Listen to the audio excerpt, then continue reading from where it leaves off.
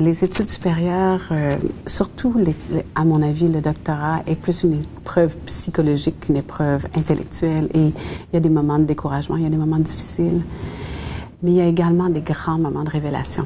Alors, dans mon cas, je me rappelle spécifiquement de moments particuliers où j'ai l'impression d'avoir, dans mon domaine d'études, de recherche, fait une découverte et je me vois encore criant dans mon appartement de bonheur d'avoir réussi à trouver quelque chose qui me semblait original et intéressant et une contribution à la recherche. S'adapter à son milieu d'accueil.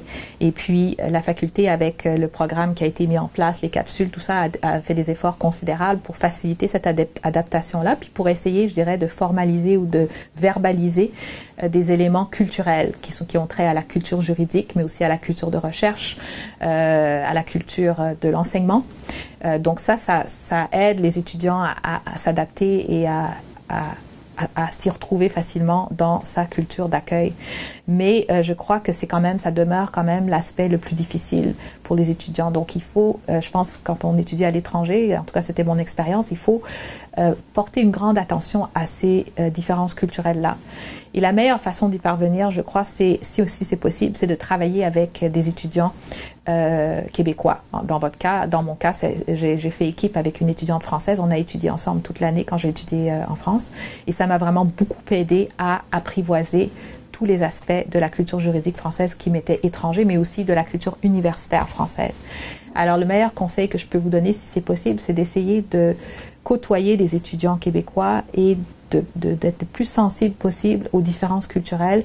Ça va vous permettre beaucoup plus rapidement en fait, de vous mettre au diapason et de pouvoir étudier sans qu'il y ait ces obstacles de type culturel. Les centres de recherche, c'est probablement le premier lieu d'accueil, là où ils vont pouvoir rencontrer des jeunes qui vont leur expliquer comment fonctionne l'université et comment la ville est.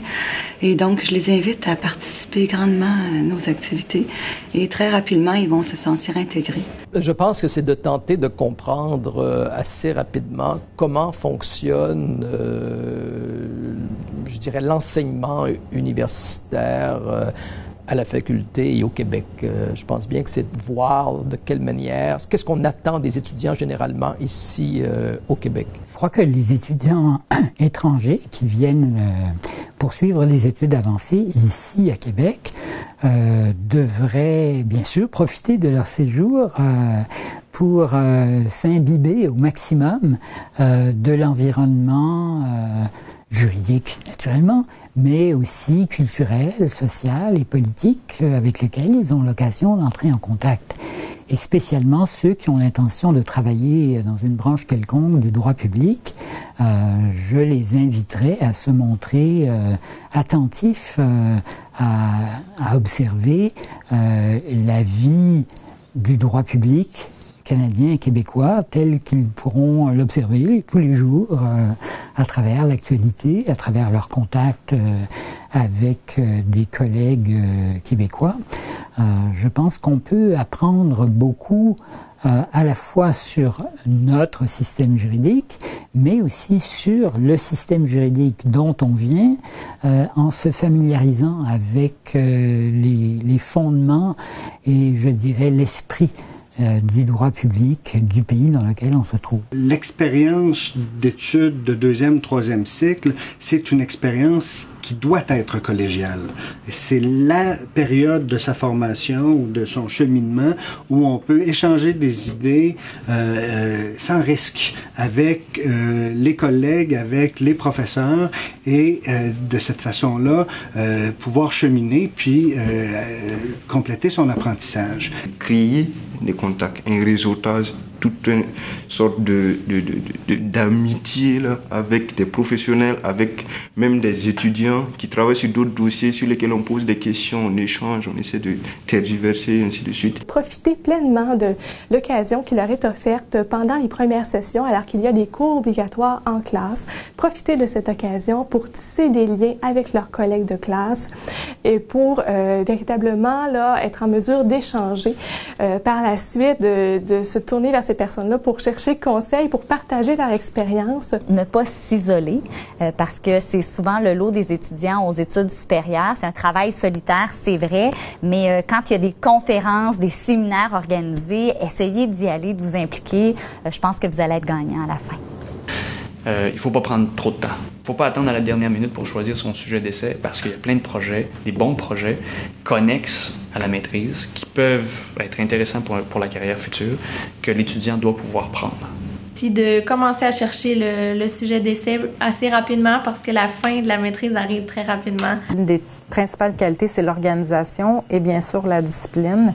L'organisation des notes, des notes de fiches de lecture, notes de lecture, puisqu'au moment de la rédaction, c'est une qualité qui va être extrêmement appréciée.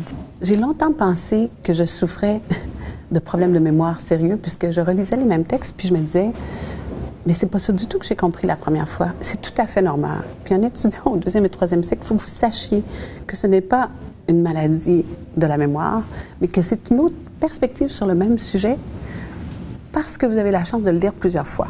Alors, ne vous découragez pas et lisez plusieurs fois le même texte s'il est fondateur.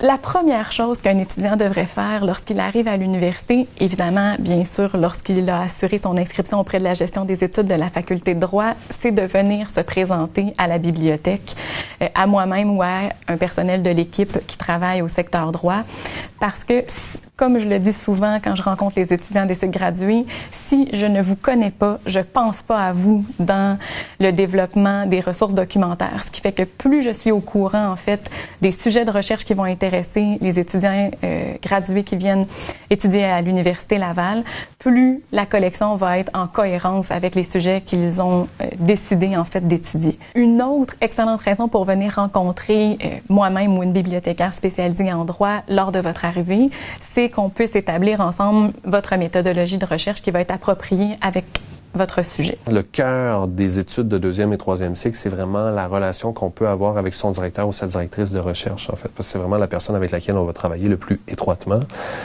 Puis bon, ça fait pas très longtemps que j'ai fini ma thèse de doctorat, là, j'ai terminé en 2011 et j'ai eu la chance d'avoir une superbe relation avec mon directeur de recherche, qui était Christian Brunel, qui est maintenant un collègue. Mais j'ai l'impression que la relation était très bonne. Bon, il y a la question des personnalités, évidemment, mais il y a aussi le fait que je pense que nos attentes étaient claires dès le départ. C'est ce que j'essaie de reproduire, moi, en tant que directeur de futurs étudiants, c'est-à-dire de lancer tout de suite les perches, d'établir tout de suite les règles du jeu avec l'étudiant rapidement, en disant, écoutez, est-ce que vous avez besoin d'un encadrement plus serré? Est-ce que vous vous sentez autonome? Est-ce que vous voulez que je vous cours après avec des rencontres à chaque 2 semaines? Au contraire, est-ce que vous voulez que je vous laisse libre? Donc moi, je suis vraiment, à partir de 2e et 3e cycle, le projet, c'est le projet de l'étudiant. Dans le sens que c'est très différent du bac, et là, on peut descendre jusqu'au secondaire, c'est très, très différent. C'est l'étudiant qui est le moteur de son projet de recherche. Et maintenant, le directeur, pour moi, puis c'est personnel à moi, mais quand même, le directeur est là en appui, en fait. Et donc, conseil à donner aux étudiants de 2e et 3e cycle, soyez vraiment très clairs. N'ayez pas peur de parler de vos attentes avec votre directeur de recherche quand vous allez être à la recherche du directeur de recherche ou encore si vous l'avez trouvé pour que ce soit vraiment très clair. Parce que plus ça va être clair, plus vous allez avoir, à mon avis, une belle expérience au niveau de vos études de 2e et 3e cycle. Le seul commentaire que je pourrais formuler aux étudiants de 2e et 3e cycle, c'est de développer une relation à la fois de confiance et de support avec leur directeur ou leur directrice, mais également, je dirais, une saine distance et une certaine indépendance et autonomie par rapport à leur directeur ou directrice, en ce sens que toutes les bonnes thèses et tous les bons mémoires découlent du travail des étudiants d'abord et avant tout, et de leur acharnement et de leur détermination. D'essayer de penser souvent à son projet de thèse, parce qu'il faut prendre le projet de thèse comme presque un petit enfant qu'on va garder pendant 3-4 ans, et qu'on va faire évoluer, progresser, mais aussi d'essayer d'avoir vraiment une autre vie à part la thèse. Pour avoir du plaisir et réussir un programme gradué, c'est de choisir un sujet qui les intéresse et qui vienne les chercher à l'intérieur d'eux. Je leur dis, vous savez, vous allez être toute seule à la bibliothèque.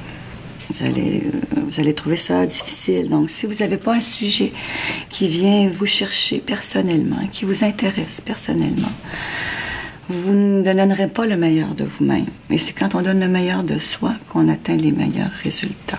C'est de choisir un sujet qui les intéresse. C'est le sujet avec lequel ils vont jouer, avec lequel ils vont dormir pendant des mois, voire des années. On le sait, hein? On va travailler sur des notes de bas de page, on va travailler sur des petites questions, des détails. Il faut aimer notre sujet. Ensuite, évidemment, le travail se fait avec le directeur, mais au départ, le grand sujet de base, la grande idée de base, doit venir de l'étudiant et doit venir de son intérêt profond pour le sujet. À partir de là, tout va bien se passer.